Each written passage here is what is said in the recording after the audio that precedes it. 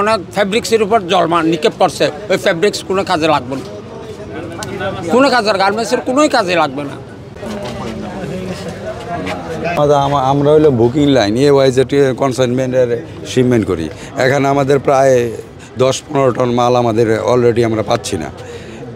এই জন্য আমাদের এই লোকেশন দেওয়া হয়েছে, সেই জায়গা থেকে আমরা এই পর্যন্ত কোনো লোকেশনে আমরা কোনো গুডস এখনও পাইনি। আর পরবর্তী বিষয় হলো যেই বিষয়টা আমাদের এই পার্টি আমাদের চাপ দিচ্ছে, তারা কনসাইনমেন্ট যদি না পায় পরবর্তীতে শিপমেন্ট আনতেই পারবে কি না সেটাও এখন ঝুলে গেছে। আর যেহেতু মনে করেন এই জায়গার মধ্যে গার্মেন্টস সেক্টর জড়িত, তারপর মেডিসিন কোম্পানি জড়িত, এগুলার মালগুলা আমাদের আসলে বিষয়টা সবচেয়ে বড় বিষয় হলো এই মোনালিসা হেভি ফ্লো 15 পিস প্যাকেটের সাথে 8 পিসের একটি প্যাকেট একদম ফ্রি। গার্মেন্টস সেক্টরটা এভাবে চলতে থাকলে 2-4 দিন আমাদের শিপমেন্ট ক্যান্সেল হয়ে যাচ্ছে। তারপরে সাপ্লায়ার থেকে আপনার এগুলা আমাদের মেল করা হচ্ছে যে আমাদের একটা লোকেশন দেন, কি অবস্থায় আছে আমাদের এই শিপমেন্টগুলো আমরা যদি না পাই পরবর্তীতে আমাদের গার্মেন্টস সেক্টরে কোটি কোটি টাকা লস হবে। আছে আমার 252-র মধ্যে 105 পিস আছে, আবার 28 পিসের মধ্যে 17 পিস আছে দেখাইতেছে বিমান। এখন প্র্যাকটিক্যাল যায় কয় পিস পামু তখন যেন বুঝতে পারবো যে না আমার 105ই আছে নাকি কম আছে। এটা প্র্যাকটিক্যাল যখন পামু মালটা তখন। এখন তো আমরা লিস্টে দেখতেছি 28-এর মধ্যে 17টা আছে, ঠিক আছে। এই সর্বশেষ প্রায় $3 লাখ পরিমাণ মাল ফার্মাসিউটিক্যাল র মেটেরিয়াল ঢুকেছিল। সরকার আমরা বেকার হয়ে আছি এখন, খুবই মানে বাংলাদেশে এমন ক্ষতি এ পর্যন্ত হয় নাই, এরকম ক্ষতি হয় নাই। আমি 25-26 বছর ধরে ঢাকা, 26 বছরের মধ্যে বাংলাদেশে এরকম ক্ষতিগ্রস্ত দেখি নাই, এই প্রথম। আমাদের যে ক্ষয়ক্ষতিটা হয়েছে, আমি তো 1980-র পর থেকে এখানে আছি, প্রায় 82 থেকে এয়ারপোর্টের সাথে সংযুক্ত এই ব্যবসার সাথে।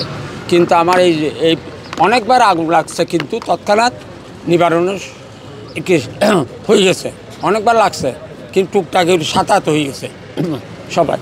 কিন্তু এবার যে এইভাবে এত বড় একটা দুর্ঘটনা আমরা জীবনে কল্পনাও করতে হয়। এই সাজানো বাগানটা, এই যে সুন্দর সাজানো দীর্ঘ কি আস্তে আস্তে সাজানো বাগানটা করে ফেলছিল, কত সুন্দর করে সাজাইছিল। এই বাগান কি আর হবে? আমার মনে হয় এইভাবে সুন্দর করতে পারবো না, দীর্ঘমেয়াদী পরিকল্পনা নিতে হবে। কেউ দেখি না, আমার কিছু মাল 18 তারিখ আছে, কিছু মাল 17 তারিখ, 18 তারিখে আগুন লাগছে, অনেক ফ্ল্যাট কি মাল ভিতরে ঢুকাতে পারে নাই। এখন এখানে দেখা কয়েকটা আছে, কিন্তু আছে ফিজিক্যালি না দেখা পর্যন্ত আমার পক্ষে বলা সম্ভব না। আপনি দেখলে না সেখানে এখানে লেখা আছে, লেখা অনুযায়ী তো হবে না, দিতে হলে ওইখানে মাল থাকলে না, অনেক সময় আপলোড হয়, অনেক সময় পাঠায় না। এখন কনফার্ম যাদের মাল তারাই ফিজিক্যালি যখনই দেখবে তখন কনফার্ম আমার মাল আমি পেয়েছি। না পাওয়া পর্যন্ত কার পক্ষে বলা সম্ভব না। তো কিছুটা পুড়ে গেছে, তাই না? এমন তো হতে পারে। অবশ্যই অনেক ফ্যাব্রিক্সের উপর জল নিক্ষেপ করছে, ওই ফ্যাব্রিক্স কোনো কাজে লাগবে না, কোনো কাজের গার্মেন্টসের কোনোই কাজে লাগবে না। হাজার হাজার টনের মধ্যে যে আপনি জল নিক্ষেপ করেন, সে ফ্যাব্রিক্স দিয়ে গার্মেন্টস কী করবো, কোন প্রোডাক্টটা তৈরি করব? তবে আমি সরকারের কাছে বিনীত নিবেদন করব, এই হাজার হাজার কাস্টম সরকার বেকার, এই বেকারত্বের থেকে কেমনে উদ্ধার করবে সরকার, যেন অতি শীঘ্রই এই পদক্ষেপ নিলে আমরা সবচেয়ে সরকারকে অশেষ ধন্যবাদ জানাবো।